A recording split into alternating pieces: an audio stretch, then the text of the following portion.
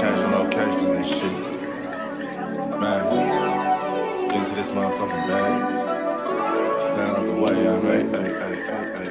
Sacrificing time for this shit. Man, I got a plan. Tried to tell niggas years ago. They ain't understand. Riding by myself and it's cool. I'm all in my head. Everything in life you can't replace. I build relationships. Pretty little smile make a nigga wanna lock it in. We met the same time I lost a friend. We should try again. You been on my mind. You should hop in. I ain't gon' hurt you, baby girl. You know we locked in. Used to be on FaceTime calls on the regular. Never made time, landed on my busy schedule. Now every time I hit the bay, you know I think of you. Working on your brand, love, you know that I. Yeah, it's Goddess.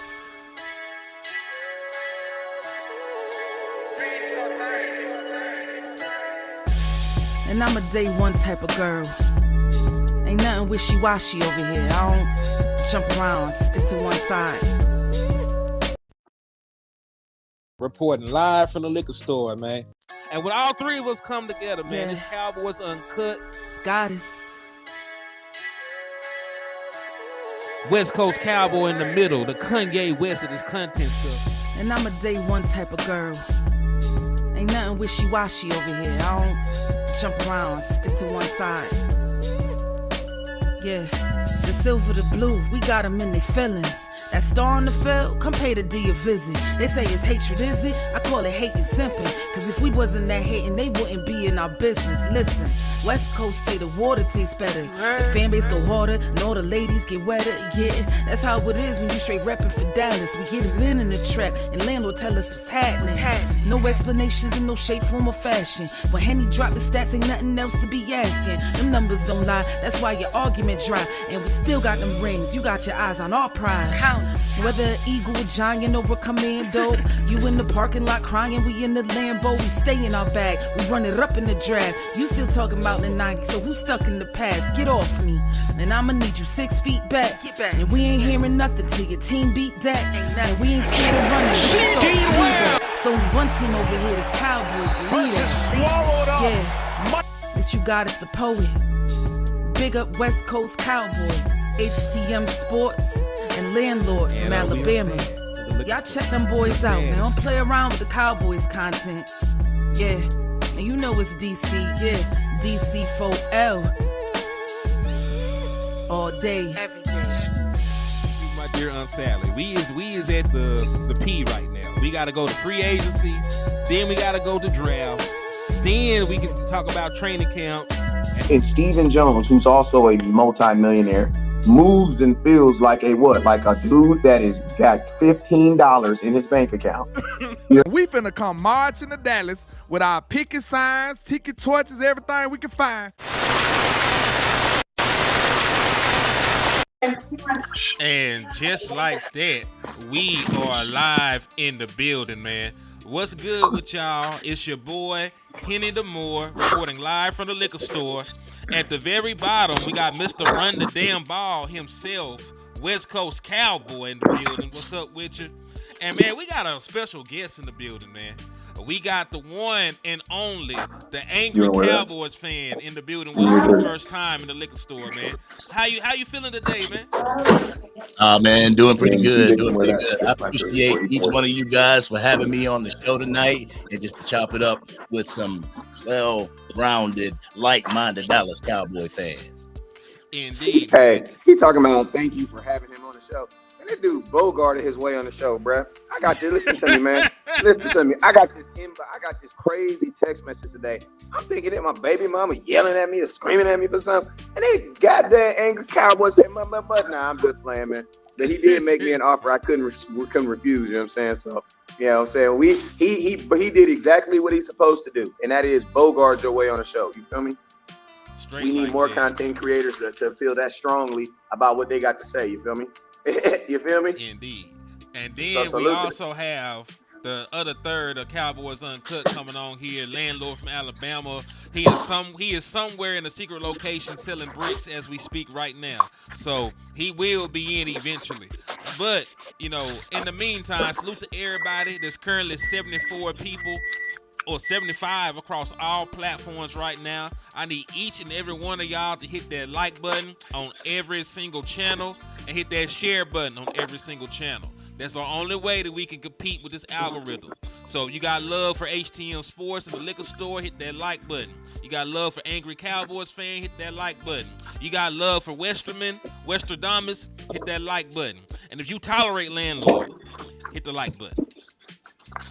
Yo, I see Joe Chanchina in the building, Robert Stevens, Tommy Montoya, Casting Cowboy 817, Joe Gonzalez, You Got Us the Poet, JV B-Boy, Robert King, Troy Dudley, Marcus McFarland. There's a bunch of y'all in the building right now, man. Salute Kelvin Hicks, Jay Bryant. Hey, everybody out there, Jose Banks, y'all make sure y'all hit that like button. Hey, Wes out there trying, doing this thing for Oxnard. Make sure you hit his Cash App. Make sure y'all hit everybody Cash App up here. Matter of fact, there is your Cash App up there. Ain't it angry? ACFD. Yeah. So make sure y'all hit that like, hit that share, hit that Cash App, and slap the shit out of Eagles fan while you out here, man. They back from, I guess they migrated somewhere. It's football season. They back eating raw horse shit off the ground, man. So do your public service and slap the shit out of the Eagles fan, man. Matter of fact, landlord, you here just in time. You're here just in time to help us slap the shit out of the Eagles fan. How you living, landlord? I'm living great, man. What's happening with your West and Anger, man? What's going on? He's angry, man.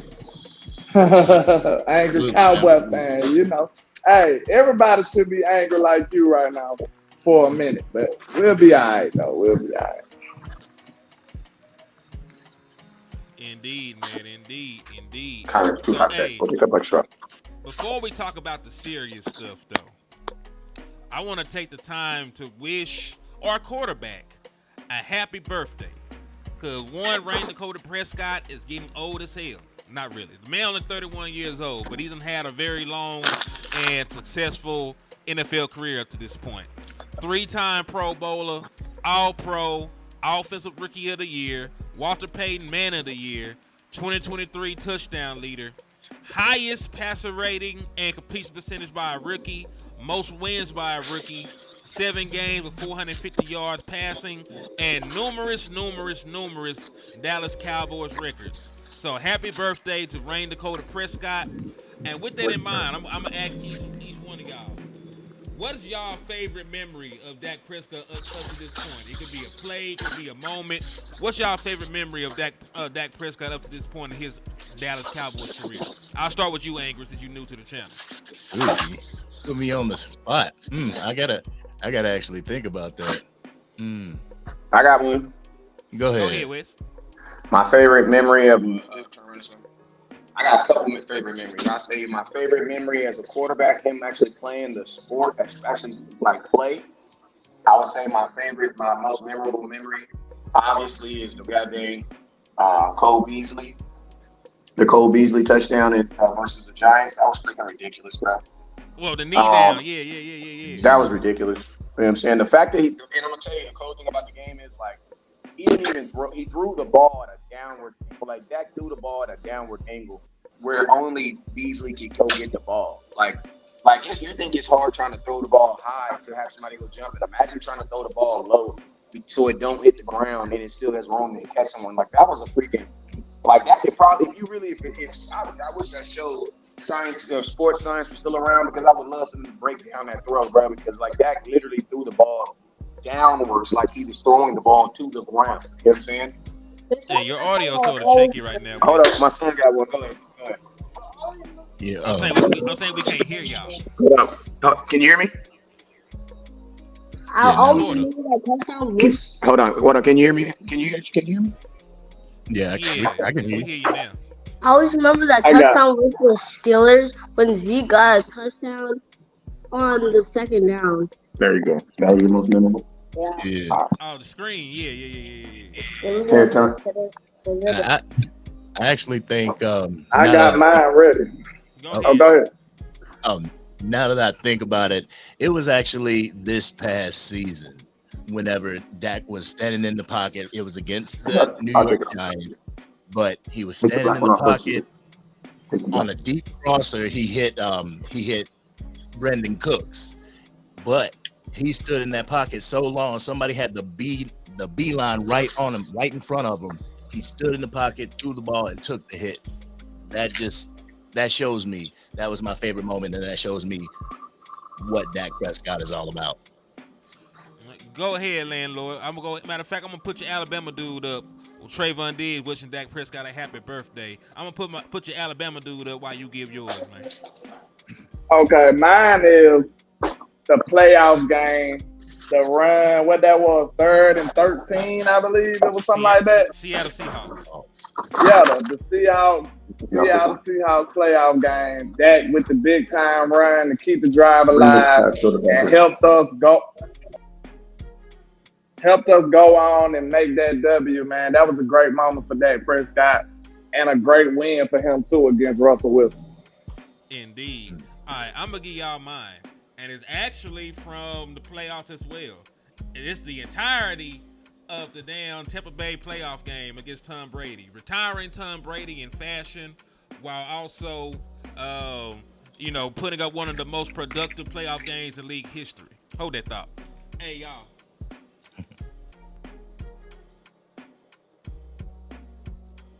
Yeah, real talk. That's a good game, and it's sad that it's so overlooked by even fans. Yeah, nobody gives Dak credit for that game. Or they don't give him much credit for that Seattle game either. But they don't give him no credit at all for the Tampa Bay game. Because a lot of people what's really disturbing about it is going into the game, because I kept receipts for that game. I made people block me. I made people get mad at me that game, and I stood on it because I don't even usually do that. But it was just so many people telling me that we can never beat Brady and we'll never win, and we was doomed because Brady never lost to the Cowboys. And then as soon as we go in there and beat the living crap out of Brady and the Tampa Bay Bucks, the next thing you hear was, oh, they was barely a winning team. They didn't even deserve to be there. Their division is terrible. Oh, the Cowboys should have won that game. It was such a flip-flop moving of the goalposts that I had to get real disrespectful on that one. And I tagged people. I did all kind of stuff. I made sure they stood on their sentiments going into that football game. And then after that, we get no credit at all for that win. As you should, because listen, had the Dallas Cowboys lost to the Tampa Bay Buccaneers, you will never hear the end of it. They will talk about Dak Prescott being a playoff choker, to talk about Tom Brady, how great he was, even at his advanced age. They would have dragged it out. We would have still been hearing about us losing to Tom Brady and the Buccaneers. But because we destroyed them from the start of the whistle to the very end of the game, you never hear that get brought up. You only hear about the playoff losses. You never actually hear about when Dak Prescott played well in the postseason or when he won postseason games. Right. Indeed, man. So now that we gonna cover that, salute to Dak. Probably be one of the highest paid quarterbacks in league history pretty soon. Not sure when the contract gonna come down the pipeline, but I'm sure that it will. So let's actually talk about another quarterback, because we're gonna talk about some. Hey, you know what's funny with Diggs though? That's the picture of him when he was calling him a bitch though, right? That's a different one. This from a different day. This from a different day. No, I'm saying that picture. No, I'm talking about. This is from a different day. The day you sure? Because that looks like the day when he called him a bitch. The day when he called him a bitch, they were on the field together. It was after the defense had made a play. Say it again. They were on they had on helmets during that situation. Okay. That's how I could tell the difference. Because Dak sitting there with his hands on his. I mean, they look like they had on helmets every day out there practicing. I'm talking about the. But it's okay. It's all good. Go on. I was just making a funny. Go ahead, next time. I know you good. But speaking of training camp and other quarterbacks, your boy Trey Lance ain't having a great training camp. Now I know folks was telling me that Dak Prescott job was on the line. Start Trey Lance. What they said, Lance season, Trey season. He was a top 3 pick for a reason. And Bobby Belt said that man didn't even look like a NFL quarterback out there. And he was struggling. We seen him throw picks. We seen him be inaccurate with the football. Now, he looked good running the ball. When he took off running, for all the reports, his athleticism shines. But him throwing the ball, putting the ball in the air has been a little shaky. Now, at this point, of course, Dak Prescott looks better. But what you did not want to hear was that Cooper Rush still looks better. You were hoping that Trey Lance could take a stranglehold on that quarterback 2 position, because if it can't be quarterback 2, he can't be active on game day. If he can't be active on game day, you can't put him in these exotic packages that you want. So, what are y'all thought process about the reports that Trey Lance is sort of struggling right now? Well, shoot. I don't think he's struggling. I just think he's a third-string quarterback. Yeah, he's not struggling. He's playing like a third-string quarterback. Like, he's showing the reason why he got traded to the Dallas Cowboys, why he lost his job to freaking. He didn't lose his job to Brock Purdy. He lost his job to, what's the boy name from USC? Sam Darnold. He actually lost his job to Sam Darnold. You know what I'm saying? So, my expectations for Trey Lance was that he was a third string quarterback. So it's like, if he's a third string quarterback, then that, in my opinion, lets me know that he's not really a good quarterback, or he has a lot of room to develop. So even in my video that I said I don't necessarily think that Trey Lance is playing so bad. I just think that he has a lot of room to develop, And that's not what you're trying to do in 2024. We're not trying to develop a quarterback in 2024. And let's just be real. Dallas Cowboys has never developed a quarterback. You know what I'm saying? Dak run rookie of the year. That means he was already good, bro. What you talking about? You know what I'm saying? Rookie of the year, that means they was pros already. You know what I'm saying? So they didn't develop that. They didn't develop that. And they're not going to develop Trey Lance, because Cowboys don't develop quarterbacks. That's why we go from Troy Aikman to, like, you know what I'm saying? If you people like to talk crap about the Cleveland Browns and their quarterback. Bro, go look at all the damn quarterbacks we have from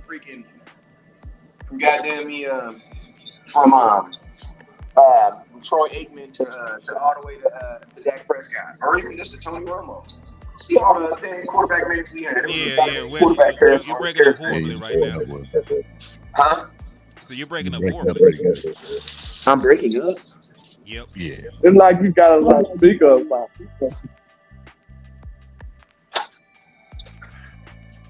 Can you hear me better now? Yeah, it sounds good now. A little bit better. Hold on. I'm sorry.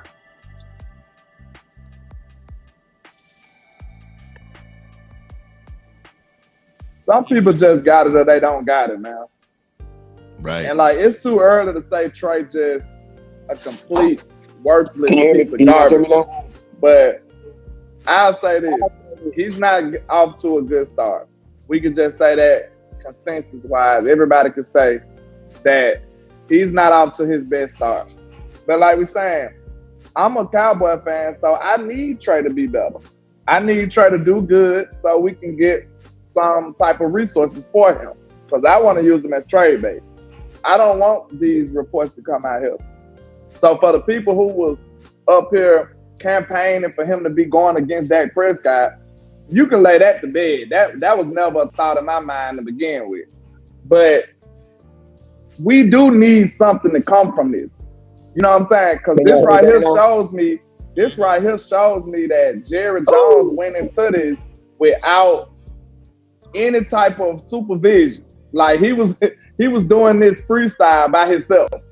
Like, you heard about Trey Lance, a potential first round quarterback that was available, and you ain't watched no tape or no film. You want to know how I know that? Because it ain't much tape or film on the kid. So you didn't do too much in-depth analysis on Trey Lance.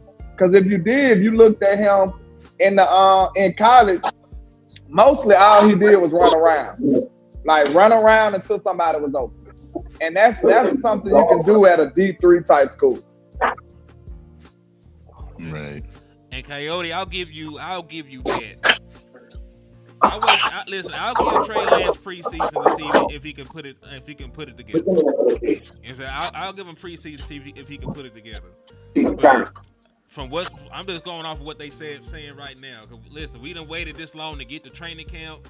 You know, the same way that people are going to, you know, put people on a pedestal that perform well during training camp until preseasons get here. You also got to look at it from the standpoint of if you're struggling during training camp, then, you know, we'll also talk about it until you prove us otherwise. Right. I think Trey Lance need to go ahead and add some muscle mass and try to be something like Taysom Hill. I just don't think the quarterback position for right now, because with the two organizations that he's been with, they've had somebody set in place. San Francisco had somebody set in place until they didn't, and then they found the diamond in the rough, and it was done. It was set in place. With Dallas, you come to a situation set in place. Like there's really no time for Trey Lance to get any playing time because we have such a competent quarterback. I seen it in the chat. You know, somebody said I feel sorry for him. I'm like, damn. You know, at the end of the day, I kind of feel sorry for him too, because you're kind of wasting your developmental years and going into quote unquote the prime, just sitting behind somebody at the 3 spot. And I don't understand, other than just people are getting used to Dak and people are getting tired of Dak. It's like that somebody would say, you know, oh, put me in, coach, you know, just put him on in, coach, without establishing yourself and getting over the QB2. Like you guys said, at training camp, he can't even beat that feat. So I hear reports of CD Lamb, you know, it's close. So I think Dak is close too. That's one thing. Let me touch on that. I don't have a graphic for that. The person that is reporting that is not like a national media guy, but at the same time, he got a good track record. So I'm not saying that it's fake news. I'm not saying that it's real. I don't know. I'm the kind of person that's going to wait and talk about it when the shoe actually drops. You know what I'm saying? Because it's a dude on Twitter that's saying it. Nobody would be taking this seriously at all if he hadn't been right about a couple of these other contracts around the league. Right. You know what I'm saying? So, well, actually, you know, before I jumped on, all the person did is quoted an estimated contract with CeeDee Lamb should get. That's all they did, bro. That's just like you saying that West Coast was reported smoking weed. I mean, of course I am, because you know I'm gonna be smoking at some point. You know what I'm saying? But they didn't say when. They didn't say what day. They didn't say how. But if you said we saw West Coast smoking weed, that statement is so. Hey, let me stop you, Wes, because you sound bad. You sound bad. So let me see. What you talking off of? What do you mean, my volume sounds bad? Yes, it sounds. What the heck? I don't know, man. Let me try it again, man. Sound like you inside of a tunnel, inside of a tunnel, inside of another tunnel. Yeah. I'm sorry. No, it's okay, brother. I said, hell, we up. Hey, listen, we be building this plane while it's in the air. It's all good, man. It's all good. We up here trying to get this content out. Yeah, we do this live. We do it live. You know that. Hello? Hold on, wait. Say what something was again. The last say time? one more thing. Yo. You sound clear now. You sound better now. What I was saying is the person just quoted it's called a generalization. They just made a very general statement. That's all it was. And I was giving the example of Sam Dunn saying that, like, you know, we saw West Coast smoking weed. I'd be like, yeah, that's very general statement because that's something that I do in California. But you didn't tell me when you saw me. You didn't tell me what I was smoking. You didn't tell me what I had on. There was zero details. I'll be outside of him just quoting some numbers. You know what I'm saying? So it's like, for me, that's not a source. That's not a source at all. A source is someone who gives you information, not even information, but they give you the details of the information. You know what I'm saying? And I think right now anybody can, like, that's just like me posting Dak is gonna get 249 million at $60 million at $59 million a year. Now my social platform is big enough where if I quoted that, there's some people that would actually believe that. Why? Because I am credible. I'm West Coast Cowboy. I'm very credible. But that is also a very general statement. And I think as content creators, we have to know. It's kind of like the force on, they say on Star Wars. We have this power where we can move the nation by the things that we say and we post. And we got to always make sure that we're using that power correctly. You know what I'm saying? And I think this person that was doing that was not using that power correctly. And that's the reason why we're talking about it. Because that, I just have to say, like, it really don't get better, and I hear feedback. So I don't know what you said. You might need to go out and come back in with.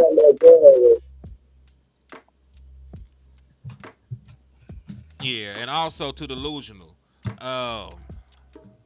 By me reporting on what somebody said does not make us a liar. You are a person whose name is Dak Delusional Fans. You are a hater.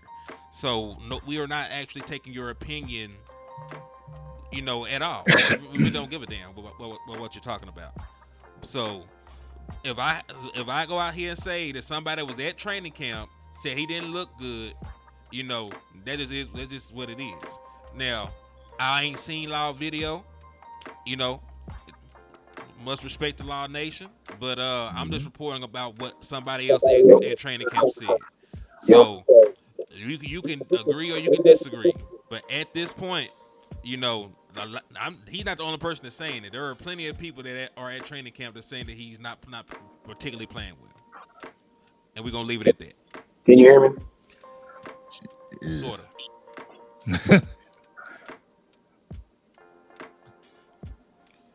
Kind of, sort of. Okay, what they said was reported from Law. What they talking about? I don't know. He's talking about watch Law video. I ain't seen Law video. You know what I'm saying? So I can't speak on what another content creator said. Can y'all hear me better now? Yeah, like stay right there as you talk. Can you hear me? Yes. Yeah. Now, I was just saying it was a very general statement that someone said about the CeeDee Lamb contract. That's all I was saying. I just think it was very general. Okay. Very, very much understood. But yeah, so let's move on to a different player. Since that ruffled people's feathers that they future savior ain't playing like quarterback Jesus just yet. So somebody that is playing well, that everybody says is playing well, right? Is one Tyler Guyton. They said Tyler Guyton is playing well. This is Patrick No C saying that Tyler Guyton was getting reps on first team, but this time in full team drills, and this time against Micah Parsons. I saw with my own two eyes Guyton wall off the lion on a couple of reps. Do with that info what you will. So, listen, if you're holding up against one of the best pass rushers in the league as a raw rookie, I think you did pretty good. I'm not saying that he's already going to be Tyron Smith or anything like that, right? But, he's having a good training camp so far. And listen, he wasn't getting first team reps to start training camp. Chuma was. So the fact that he earned some first team reps, and by the way, Brock Hoffman is still getting the first team reps at center, just to throw that out there. So it's not like they're just handing off the job as easily as you may think. So he's earned first team reps, and in the first team reps that he's gotten, he's played very well with them, right? So what are y'all thoughts on Tyler Guyton so far having a good one? I mean, I'll admit I was kind of shaky whenever we drafted him, whenever he first came in and was considered, a project. I was kind of shaky about it, but I keep hearing this and the fact that if you think about it, iron sharpens iron. So you want him out there with the first team getting those reps so that he can be prepared for a Myles Garrett in week one. He kind of has a gauntlet coming in as a rookie.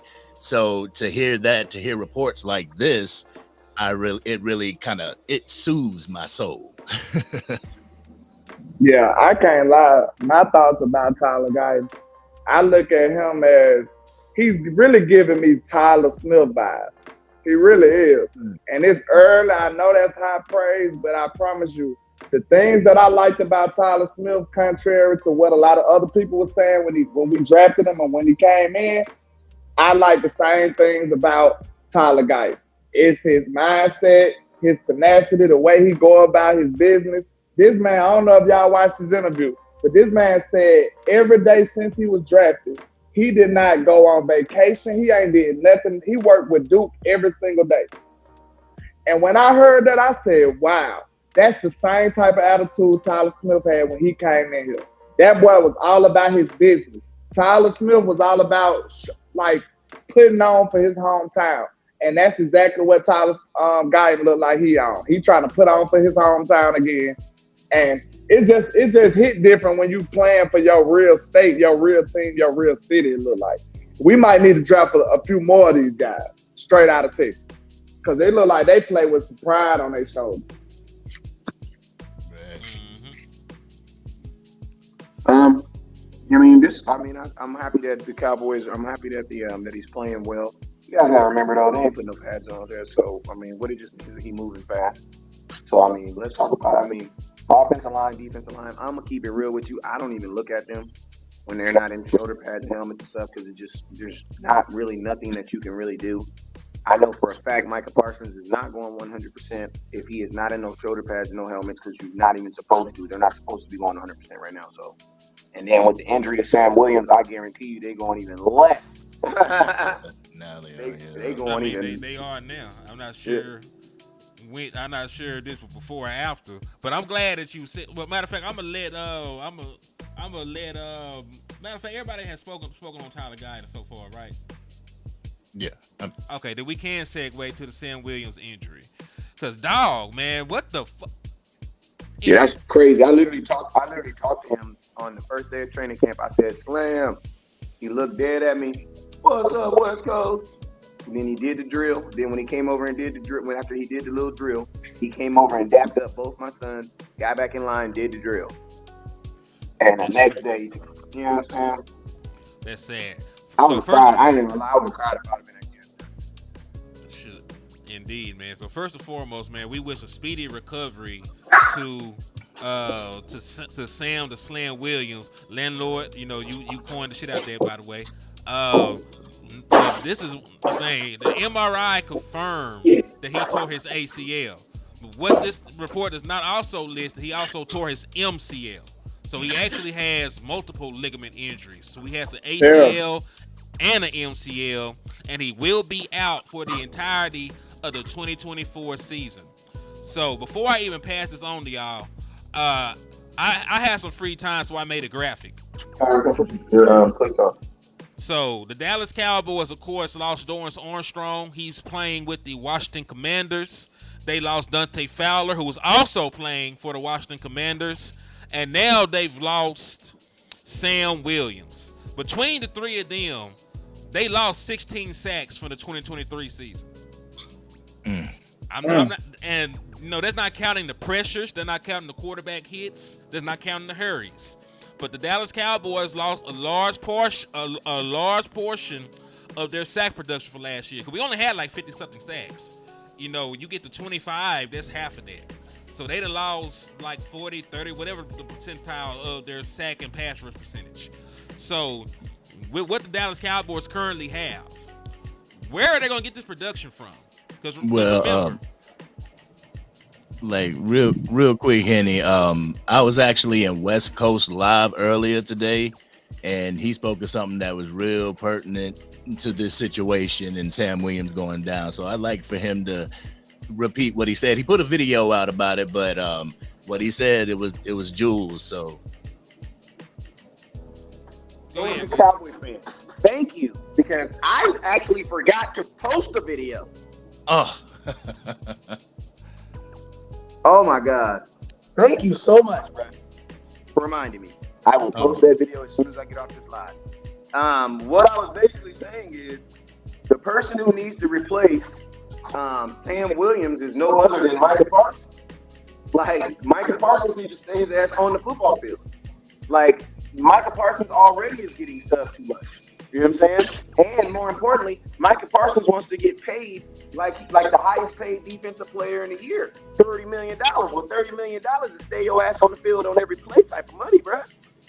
Like, when he needs to die, I know that's a lot of money, right? No, for a year. That's a lot, right? I know. Millions. You know what I'm saying? He need to, that's it, bro. You need to play for that type of money. Your ass need to be volunteering to play special teams. You know what I'm saying? Like, bruh, you like he should die on the football field, bruh. Like, there's no reason. Like, you got to think like this too. If you think of right now, if you got to replace 14, 15 snaps of Sam Williams, that he wouldn't even really playing that. You know what I'm saying? You got to replace probably like 10 snaps, 10, 12 snaps of a backup for Micah Parsons. In my opinion, I think it makes more sense to just tell Micah Parsons, oh, we're gonna play them 12 snaps. Why am I gonna go out pay somebody for 12 snaps a game? Not even know if they're gonna give you the production of Sam Williams. Like, you're gonna go pay somebody, you don't even know if he's gonna give you that production. Or I can promote someone like a rookie, and I'm not gonna say that he's not gonna play, but I'm gonna just say like this. These games are going to be important at the beginning, bruh. So I'm not trying to tell me this.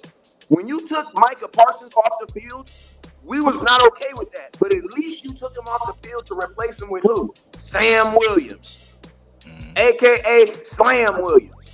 Now you want to replace Micah Parsons with a dude we just drafted? Nah, fam. Bro, you got to stay your ass on the field, bruh. Nah, fam. And guess what, Micah? This is where you show the Dallas Cowboys that you're worth all that money that you want. This is where you show them. Because guess what? You know, you tell the Cowboys, listen, Micah Parsons should be saying this. He should be saying, Cowboy Nation, bruh, save that $2 million you're going to give to some dude to come in here and rush the passer. Why? Because I'm supposedly tired. Now, remember, he said, D-Law, I mean, not D-Law, but them boy, who was it that said they were tired in that game? And then Micah Parsons said that, huh? It was D-Law. Huh? Oh, okay, I didn't want to say that because I was saying because I didn't want to say. But yes, he said D-Law said they were tired, right? Micah Parsons said that's the culture we trying to get out of here.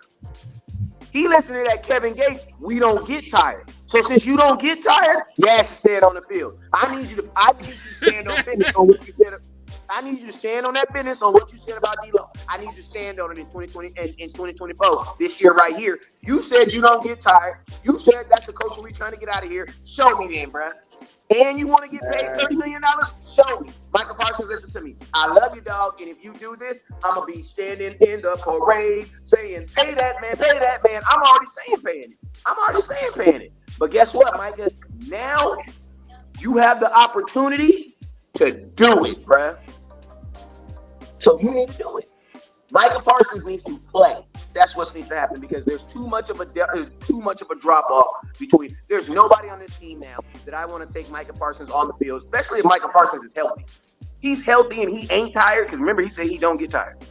So I'll say this. With anybody. I'll say this. The way somebody got to get muted. I hear feedback. My bad. I'll mute you.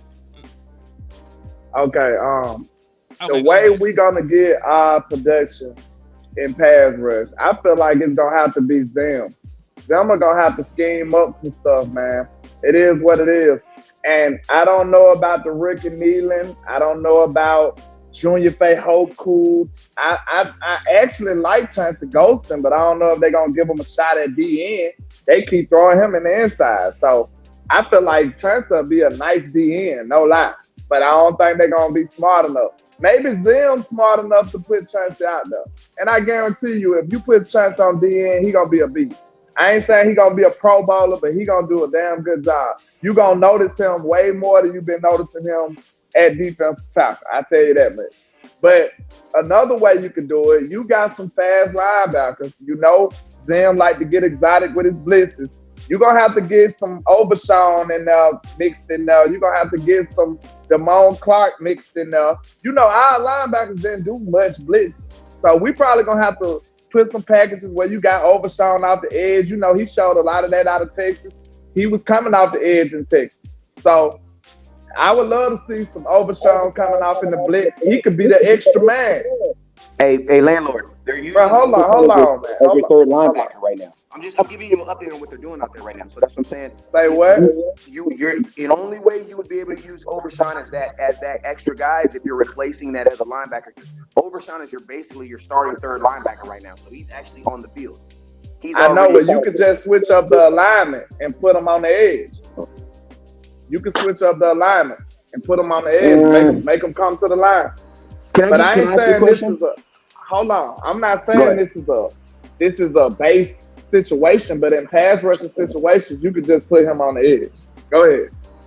I'm only reason why I'm gonna give you some feedback is I'm not having Overshawn. Brett, if you're on the edge, that means you're working on tackles. I don't want Overshawn coming off an injury, having to go up against some other dudes like Tyler Guyton, dudes like freaking Trent Williams. No, I don't want him. But I'm just telling you that's what his skill set is. That's what he was doing. But not really. His skill set can be that, but that's not his body type. I don't care what his skill set is. Think about this. That boy Bell. That's why it's gonna be sparingly. It's gonna be periodically. It's gonna be, you know what I'm saying? It's gonna be situational. It's not gonna be the whole game. It's gonna be in spurts. Listen, I don't mind him blitzing from the stand-up linebacker position because that means he'll be shooting a gap. He'll be trying to get in between somebody. But him standing in front of a tackle and a tackle seeing him and him coming, Sam, bro, there's a difference between Sam Williams' size and Overshawn size. Like Overshawn is almost built like a safety. He's really built like a safety. Like, man, I'm gonna tell you something else. They're actually still doing that third safety thing. They're still doing that. Like, there still be times where there's three safeties on the field. That boy Bell is still out there. They still be having three safeties out there. You know what I'm saying? So I would have Overshawn doing that before especially. Well, you can bring Dono in the field if you gonna still do the three safety look. Bring Dono on some blitzes. What you should have been doing in the begin with. You should have been doing that to begin with because that's how you use Dono. We got away from that last year because, you know, DQ was on some other stuff. Well, he got hurt. Yeah, and injuries, bro. You know when you blitzing them little boys, man, they get, you know what I'm saying? Them dudes get, yeah, I mean, it's all good when the torpedo hit the target, but when they hit a wall, nobody, you know what I'm saying? And a lot of times them blitzes, they hit walls. Most of the time when a safety comes blitzing, it typically gets picked up because they can see you. You know what I'm saying? Typically, I know kind of like that though, man. That's gonna just have to be a risk. He gonna have because that's his whole game. Like that's his game. When the best year you seen Donovan Wilson was when he was doing stuff like that. He had how many sacks that year? He had like 2-3 sacks, 4 sacks. I think you see what I'm saying. That's the best Donovan Wilson you can get when he playing like that. So if he can't do that, you might as well. You know what I'm saying? Donovan Wilson's greatest asset is taking the ball away, bro. Like he takes the ball away. That's his greatest. If you go look at his career, his greatest asset is taking the ball away, dislodging that ball. You know what I'm saying? Whether that taking it out the receiver's hand or the tight end, or once or twice when he on one of them sacks, that's really his greatest attribute. But I really want to know y'all questions on y'all thoughts on what I said though about because listen, like Micah Parsons, like as a Dallas Cowboy, as Jerry Jones, I would really, because you guys know Jerry Jones is cheap, right? What's the cheapest thing you can do right now to get the max production at missing Sam Williams? And that is telling Micah Parsons he has to play more. But this is the thing, Wes. Micah already plays 80% of the snaps. And he has not, and he has not finished the season healthy at any point. He was banged up these last couple of years at the end of the season. That was with him resting. And that's still with him not even really playing linebacker. He just been rushing the passer. He's supposed to be playing more linebacker this year. Right? So he gonna take on more contact than just being a pass rusher. And let's talk about realistically, because you're not just replacing Sam Williams. You had question marks at replacing pass rushers before Sam Williams got hurt. You ain't really replaced any. Not really, because I mean, the only person you lost, the only production that you lost was secondary production. Like Dorrance Armstrong was not. Dorrance Armstrong never had a. I love Dorrance. You lost Yes, your but second Dorrance leading Armstrong, Dorrance sack getter, Armstrong and never. then you lost your I third one. understand that, but we never. And Dorrance Armstrong, that's my dog. You know what I'm saying? But Dorrance Armstrong never got a sack. But who did you replace him with? Who's at the door? Dorrance Armstrong never got a. I mean, to be honest with you, none of them dudes. The only people that really be getting sacks when we really need it, I'm gonna tell you, DeMarcus Lawrence. I'm gonna just keep it real with you. Micah Parsons really don't even get sacks when we. Oh my God, I need a sack right now, bruh. DeMarcus Lawrence. DeMarcus Lawrence is really the dude that does it, bruh. All right. But my next question: who did you replace those people with? Because their production still flying in the wind. Who's supposed to get those sacks? Who's gonna replace the production? The first person should be Micah Parsons. Micah Parsons does need to play more. Like because at the end of the day, listen to me. It's not really about like these are professional athletes, right? So you can ask more from a professional athlete. How many more snaps can he play if he's playing 80? How many more snaps can he play if he's playing 80? At this point, to keep it real, at the beginning of the season, as much as he can. Bro, he's asking, listen to me. We got to think how Jerry Jones thinks. If you are Jerry Jones, you got to listen to me, at 80%, if I'm Jerry Jones, bro, I'm not paying you $30 million to play 80% of the snaps. Like, that's 20% of the game you're not even on the field. Like, if you're Micah Parsons, you're trying to run it up. So if I'm Micah Parsons, bro, I do not, and I'm going to tell you, most of these guys do not want to leave the field. They don't want to leave the field. So I'm pretty sure Micah Parsons has a problem with paying 20 with being on the field a large part of the time. And you got to think like this. He already has vocalized that he doesn't like that. Because remember the game that we won when he was like, free me or whatever he said? Micah Parsons wants to be on the I thought it was your boy that said that. I thought that was Sam said it, but I mean, Micah said some similar stuff. Like this is a guy that wants to play. He wants to be on the field more. So it's like, bro, in this season where you're legitimately like, if I'm Micah Parsons' agent, bro, don't leave the field. Don't leave the field. Like, don't leave the field. At the end of the day, and think about this. The only way he gonna get to the magic number, he got to get 20 sacks. I'm gonna be honest with you. I don't think the Cowboys are gonna pay him some ridiculous number without 20 sacks, bro. Because the NFL is gonna tear them alive, bro. Because But this is the thing. Like, he's played more snaps than Nick Bosa in these last 3 seasons. Nick Bosa, who is the $30 million. Yeah, but Nick Bosa be missing games too, though. Playing 90% of the snaps. He be missing games. Mike Parsons don't miss no games. We also blow people out. So there's a game Michael Parsons played the whole game until we are up 1,000. Yeah, and then I'm gonna tell you the Cowboys. So that works. I'm gonna tell you something the Cowboys don't do too. The Cowboys don't blitz as much when we're up.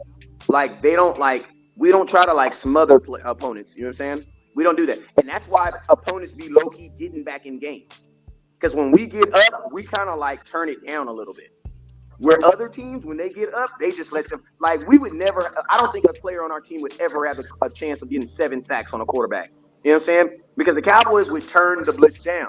We're in Atlanta, bro. They just kept coming. They were like, "F that. We just gonna run it. They gonna give us 10 sacks. We're gonna get it." So are we out on kneeling? We ain't never seen him play. We never seen him do nothing. This man is a 2nd-round pick from Western Michigan. Like, he got great physical attributes. You know what I'm saying? They comped him to DeMarcus Lawrence. He's a run stopper. He probably will develop him to a pass rusher, but I haven't seen him play in the NFL yet. So, I can't say what he is or what he isn't until I actually see him play. So, I'm not saying that I'm out on him. I'm just saying, I'm not counting on children. I'm not counting on kids. So when veteran players get hurt, and the Dallas Cowboys don't really address it, I take that shit serious. Henny, I'm gonna say this for all my Madden players out there. You're playing Madden. Go put socks on, bro. You're playing Madden. It says Micah Parsons wants to be subbed out. He's at 86%. It gives you an option to sub him in with Keelan, who's probably 100% healthy, but he's at a 70. He had a 69. Then you got such and such us who's healthy, but he had a da-da-da-da-da. I'm going to tell you what 99% of the people going to do. They're going to say, F that, Michael Parsons. This is a video game. Stay your butt in the game. That's what we're going to do. That's what we're going to do. They're gonna be like, man, F that, bro. I mean, Wes, I'm saying even if Micah Parsons plays more, there is too much missing production for him to make Oh it no, look I'm like not. himself. I'm just talking about the sacks. I'm not talking about the other production. I'm talking about the actual snaps. Sam Williams also plays on special teams. Michael Parsons is not playing on special teams at all. So I understand you're gonna need someone to replace him. But I'm saying in those moments, there were times where listen to me. There were times where Sam Williams was on the field on a 3rd and 4, and Michael Parsons was on the bench. That's what I'm saying. We should never have those situations again. Because there's nobody that I trust more than Michael Parsons in those situations, outside of maybe Sam Williams. And think about this: even in those times, I would rather have Michael Parsons on the field. I would rather have Angry Cowboy fan. Hold on, man. Angry Cowboy fan. How you feel about it? What we're saying? I mean, I get it, and I like what he's saying, but as far as like, he's at 80% right now. He can play more and give him that, the backup to actually take him out of the game, to give him a breather or two or whatever, then send him right back in. And those times where we are blowing him out, you can sit him down, you can catch your breath and stuff. But in those much needed games, like when we're playing the Ravens or the 49ers or even the Cleveland Browns, I kind of want Micah Parsons in there a majority of the snaps. It ain't got to be 100 because nobody can ever play 100, even though we do come from Iron Man football in the high school. But, at the end of the day, it's his body, and they don't want him banged up at the end of the season as well. So you really gotta manage that. And maybe you have somebody that is in the organization right now that could be that player to give him a breather, True. Indeed. And listen, we all know that Dallas Cowboys are cheap. So, they probably aren't going to bring in any known player to really replace Sam any damn way. But they probably should.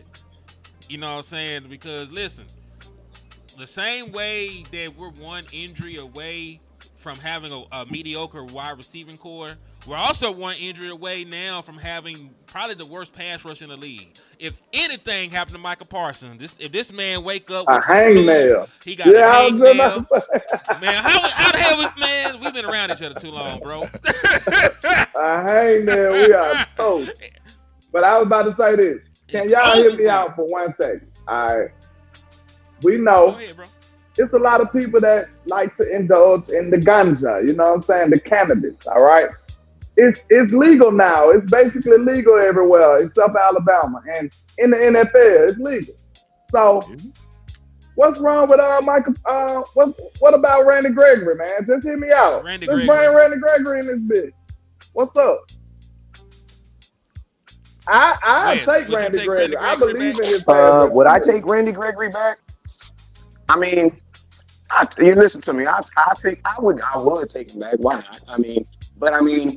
There are some other options I would probably do before that. You know what I'm saying? Like Michael Parsons flat out playing more would be my first option. Because my thing is this, this is my thing, bro. Like, I don't really think we need a defensive tackle, bro. A defensive end. They're like, we need a freaking defense. Like, bro, we need a defensive tackle. Like, I don't really care about sacks as much as everybody else does. You know what I'm saying? Like, we need, everybody, I guess since we need sacks, we just assuming that Mozzie Smith gonna do his job. You know what I'm saying? Like, I'm not under the impression that he's gonna do his job. You know what I'm saying? Nobody's under the impression that Mozzie Smith's going to do his job. We just also know the Dallas Cowboys are tackle. They spent a first round pick on that man, and they're gonna play him. Yeah, but what it is with you. I want us to go get DJ Reader. We had one of the best defensive run stoppers in the league was on the open market. They didn't even look his way. They let their starting defensive tackle leave the SMO shit. So listen, I've been wanting to get a damn defensive tackle. The Dallas Cowboys just had 1,000 opportunities to do so, and just ain't did it. So I just don't trust them to do it now. That's why I don't even talk about it no more. I just don't. Then why are we talking about bringing in Randy Gregory? The Cowboys ain't about to bring Randy Gregory back up in here, man. The Cowboys. Because there was somebody. Because they were. That's about the only thing. Randy left under a contract stipulation, right? He felt that the Cowboys was trying to get over on him. Like the Cowboys slipped something that put something extra in the contract that they didn't even talk about. Like, I don't think Randy Gregory will ever come back to Dallas. If we sign Michael Bennett, we probably sign Randy Gregory, bro. We won't. No, I know Randy Gregory. Randy Gregory. I mean, listen to me. If a contract's on the contract and he ain't got nowhere else to go, I'm pretty sure he will. But the Cowboys, that's what I'm saying. Like, they literally, in his opinion, wrote additional information in the contract after he signed it. You know what I'm saying? Like, that really is dirty when you think about it. So it's like, how could you, like, I mean, that's why, but the cool thing about the game is, yes, there's only 32 teams in the NFL that you can even play for. So would he have a chance of playing for the Cowboys? Yes. I mean, if it's between the Cowboys and the Shanghai Sharks, I'm pretty sure he will pick the Cowboys. But do I think Randy Gregory's out here willingly? And then you got to think, man, the nation does not like him, bro. So I just don't think that he would want to come back. Like, I think that he would literally take something really less to go. You know what I'm saying? They'll like him as soon as he making sacks. Okay, we ain't talking. I don't really care too much about sacks either. I'm just kind of like you. I'd rather sacks on third down. I'm a fan of those. Sacks that get people off the field. You know, sacks like that. I'm a fan of that. I'd rather more stops. I want some tangible stuff. Some stuff I can hang my hat on and pack up and take to the playoffs. I need stuff like that. I need the top defensive scoring team. I need one of those, or the least amount of points given. You know what I'm saying? I need that type of attributes on my team this year. Hey, landlord, can I ask you a question? If you have a choice between signing a defensive end or Stephon Gilmore, who would you sign? Gilmore. Thank you. There you go. Because guess what? You want to know why? Because subliminally, we all know, bruh, if we need a sack, we got him, bruh. Somebody's going to, bruh, we didn't know Dante Fowler was going to come out there and start just racking up sacks out of nowhere. What? Out of nowhere. Yeah, but he wasn't like that when he was coming from where he was coming from. We got him for the cheap. I liked Dante the whole time. I liked him too, but I'm saying is like, bro, you get so much attention from DeMarcus Lawrence and Micah Parsons. I feel like if you put anybody over there, they're going to get you a couple sacks, man. Because that's what we were basically saying about Dorrance Armstrong. Dorrance Armstrong was not creating pressure. He was benefiting off of someone else's pressure. Really though, with the way this coverage could be, we could be getting some sacks anyway, by default. Because if Trey healthy and be Trayvon Diggs again, then you got Bland over there. You got a pretty solid cornerback room. So you could be having some good coverage and then force some sacks in that way too. Yeah, but piggybacking off, just piggybacking off what Landlord said earlier, the fact of wanting something tangible that you can go into the playoffs with. Like, 3 and outs are tangible. I know we were kind of putting all our money on takeaways, putting all our money on strip fumbles and interceptions. I don't like that. I don't want to have to rely on that going into the playoffs, relying in the fact that your defensive line is disciplined. And that was something about Randy Gregory. I was watching video and he jumped off sides 2 times in a row. So anyway, something very disciplined that we can go into the playoffs to, instead of just hopefully we get an interception that can win the game,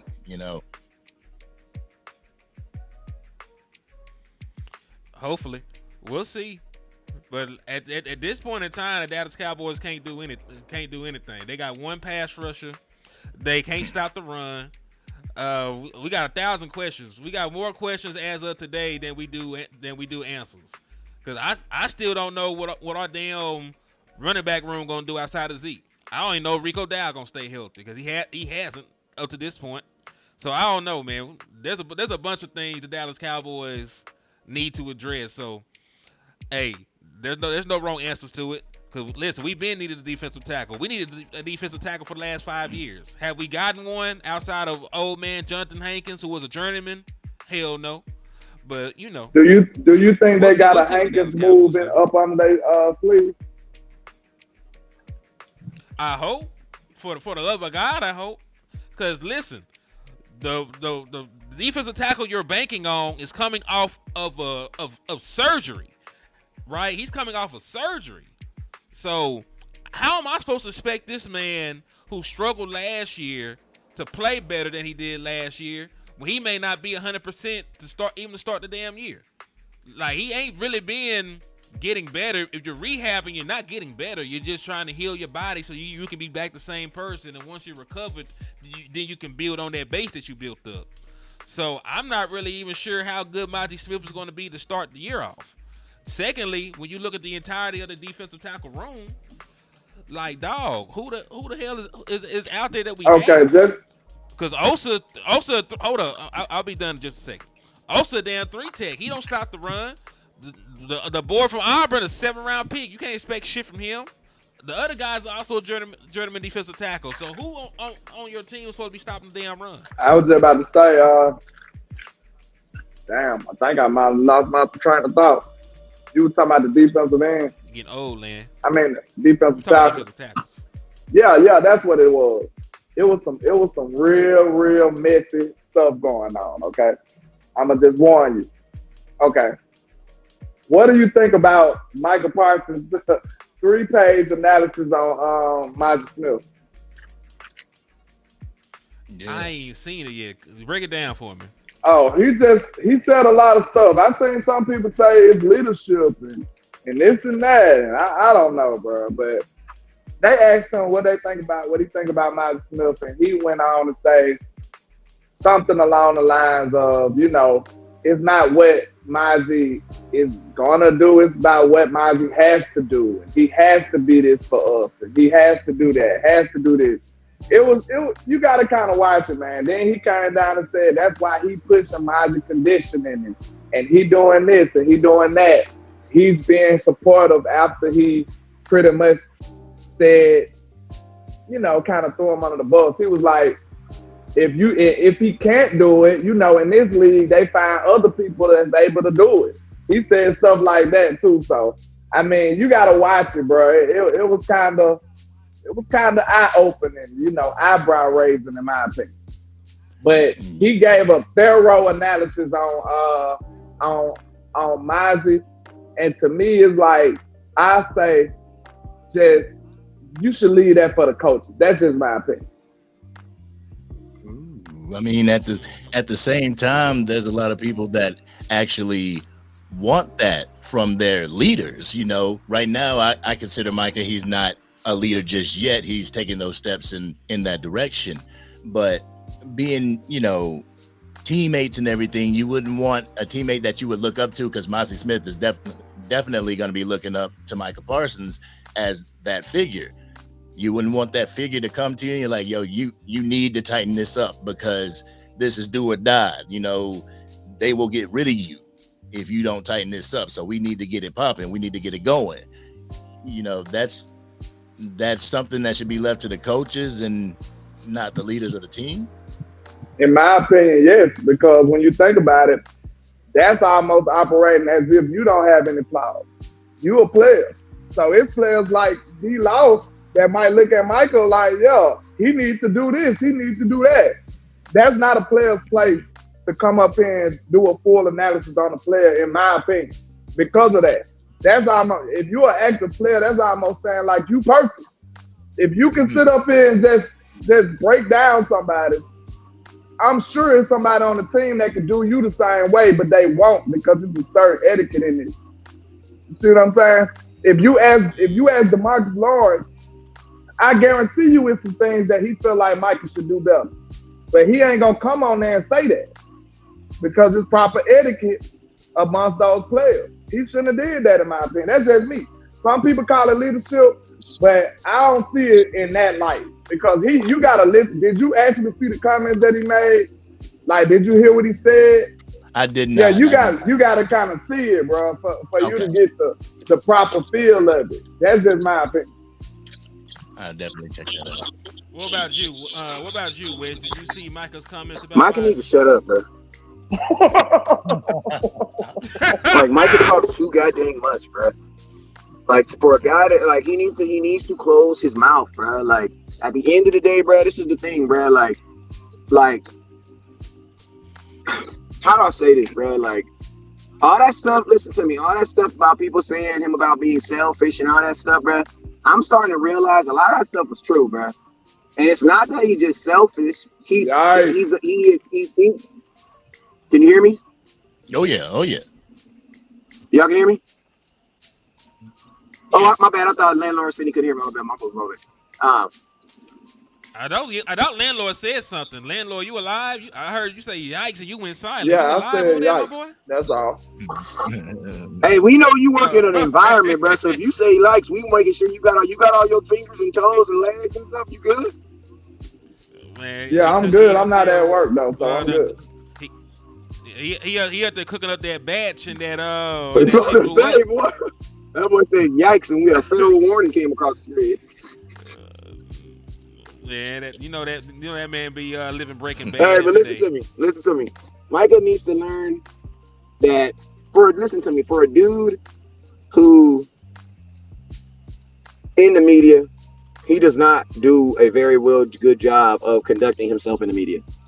And like, this is what he needs to understand. When you're in the media, and it's just like when your girl asks you, does this make me look fat? TJ, can you hear me? If your mommy said, does this dress make me look fat? What are you going to say? Thank you, son. You see what they just said? No. They don't even know what the dress is. They don't even know what No. Bro, when you were in front of the media, that is not the time to tell the truth. What are you talking about, bro? Bro, I'm glad that y'all brought that up. You remember what he said about Mike Zimmer? Yes, bro, that's what I'm saying. Like, bro, no, this is not the time to be telling the truth. And think about this. What if you haven't met Zimmer? What if it's because Zimmer wasn't at Dallas yet? Or what if what if it was just some random stuff? You can't, every time you say it in the media, it makes it into something bigger than what it is. And I'm gonna be honest with you, if I'm Mozzie Smith, I ain't gonna lie, I might just let a guard move up to the second level and blast your ass and be like, yo, my bad, bro. I'll make sure I do it so I stay in the NFL and he gonna hit your ass next time.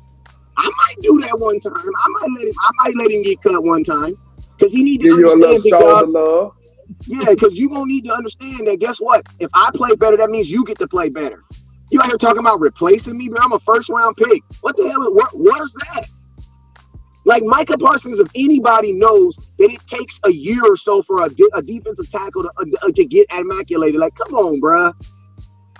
Like I just feel like honestly, Micah Parsons is an angry Dallas Cowboy fan, Dallas Cowboy player right now, because he don't really got nothing positive to say about anybody on the team right now. If you really think about it, except for himself. He said, Yeah, he said I'm one of the most feared. Hey, can I say something real quick? And this is gonna be disrespectful, and I'm probably gonna get canceled when I say this, but I'm saying it, bruh.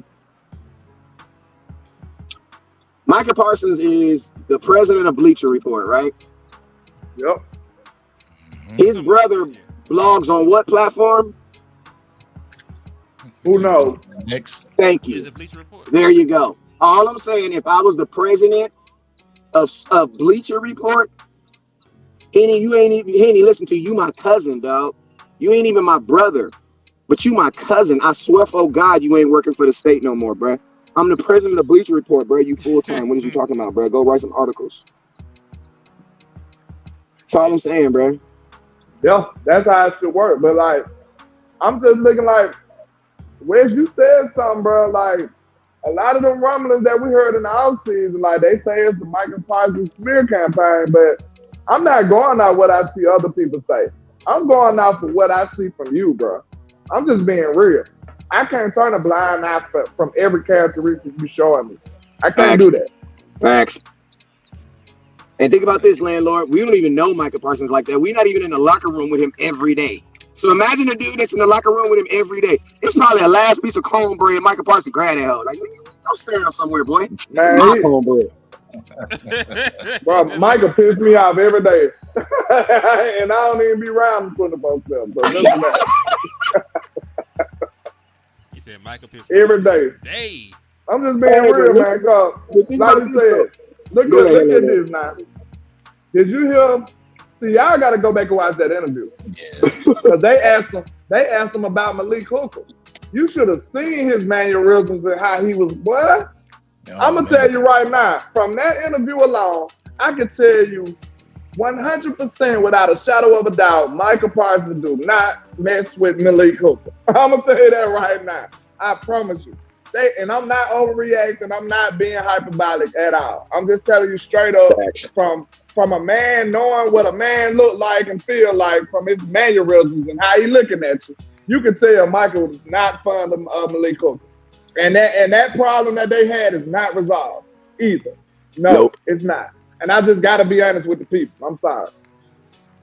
And you know what's crazy? You know what's crazy too? That if you really go look at Malik Hooker's comments and you see how Micah Parsons been acting and how he's lightweight acting now, the only problem I have with Malik Hooker is the same problem I had with what's that boy name, that the defensive player that said, oh, you know, we don't be running 100%. We don't play 100% on every play. Everybody got mad at him. Wood. Like, bro, yeah, that might be Xavier Woods. And I got mad at him too. And guess what? I know for a fact you don't play. Everybody thinks that you are, but real football players know, bruh, if you're on the non-play side and the play is 5 yards up the field, you're not catching him, bruh. But you're gonna chase him because you want to look like you're chasing him. You're not catching him, bruh. Right? So it's like sometimes when people say obvious truths, we get mad at them. And I ain't gonna lie, I got mad at people when they said an obvious truth about Micah Parsons. That could be absolutely not true. And guess what? I made a video on it. And guess what? I was going against people who were in the locker room. Like whenever, and I'm gonna tell y'all this, bruh. Going forward, whenever I hear these anonymous sources inside the locker room, I'm believing them, bruh. I'm believing them. Because they've been right, bruh. They've been right a bunch of times, bruh.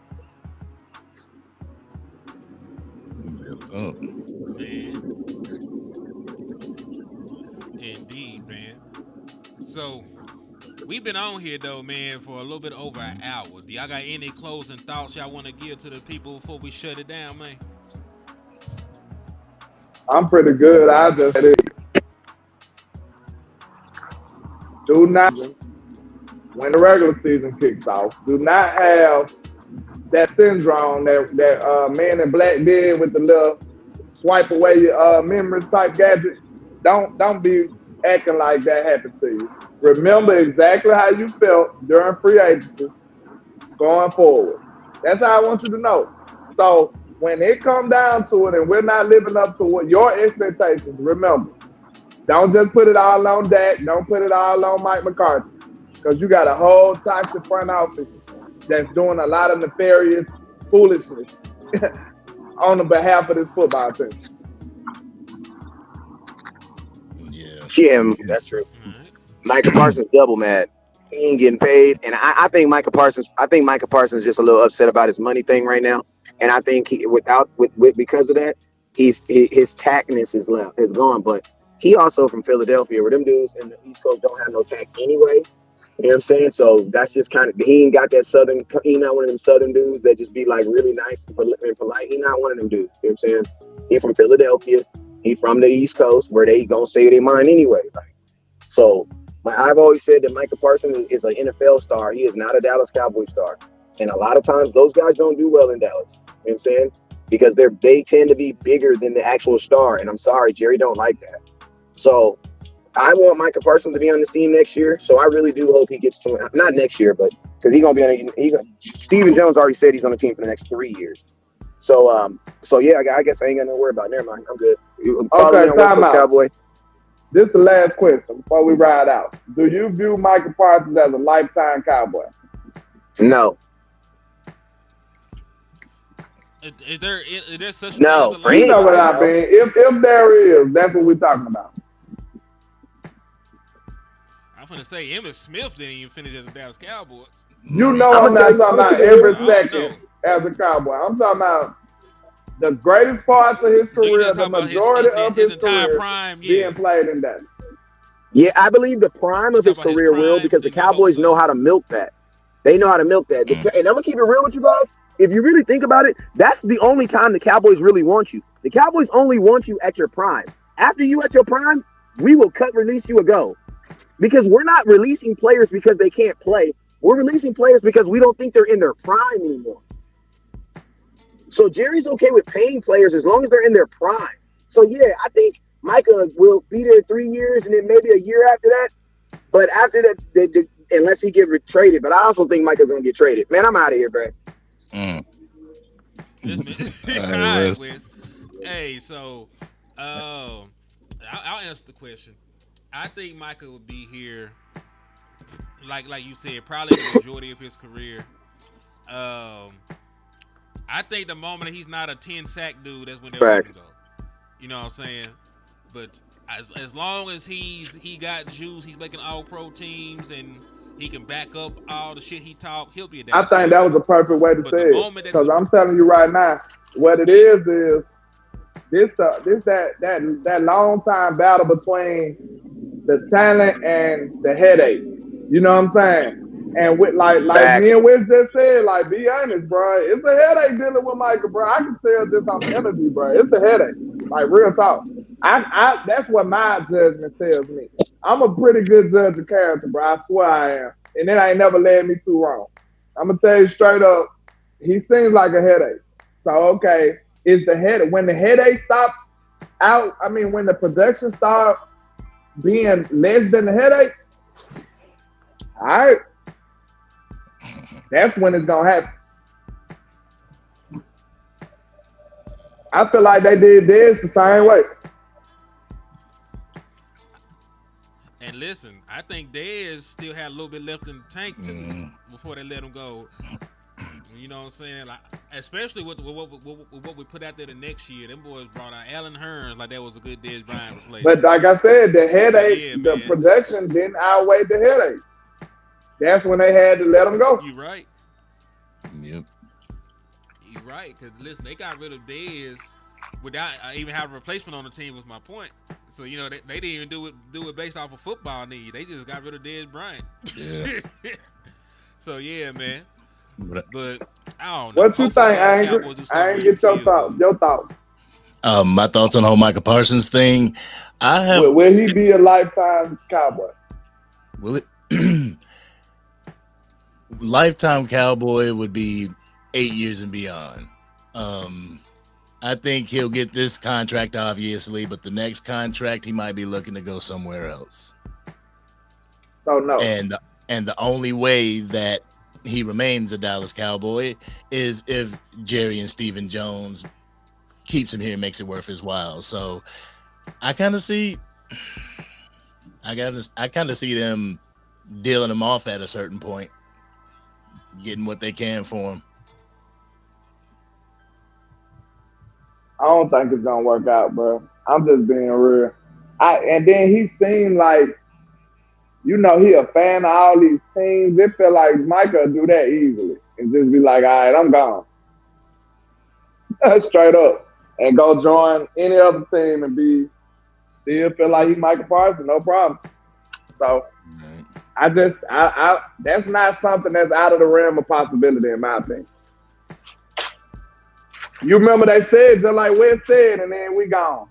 You remember that man said on the radio, said a lot of people around the building wouldn't be upset if Michael was gone. You remember that? Like, I know that was just something that pissed us off, but like we said, is some of these sentiments coming out to be true now? Who knows? Yeah. Man, we'll see. We'll see how that shit play out in the end, man. Cause hell, a lot of folks will hold their tongue while they can still, benefit from you being around. But the moment, like you said, the moment that shit don't match up is over with. Cause listen, I'm pretty sure that Deion Sanders rubbed a bunch of people the wrong way when he was in the league. On his team, he was always loud and flamboyant, and he talked about he slapped the shit out of one of his safeties in the film room before, because they got the play wrong, made him look bad.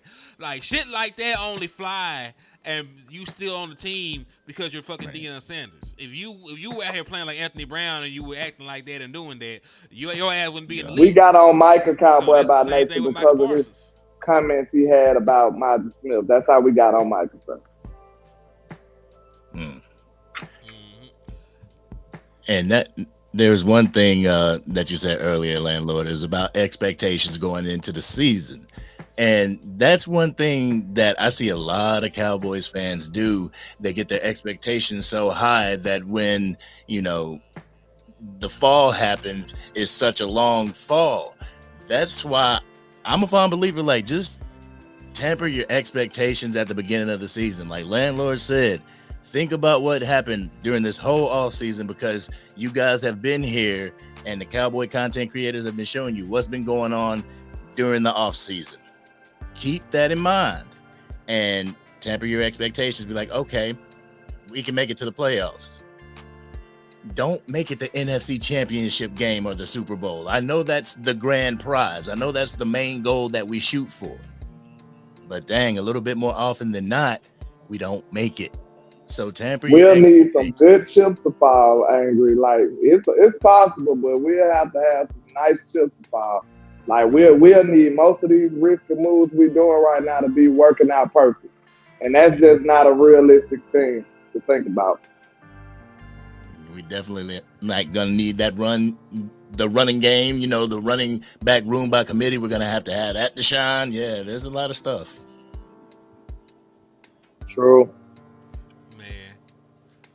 But yeah, man, y'all already know I go by Landlord from Alabama with the same handle on our social media.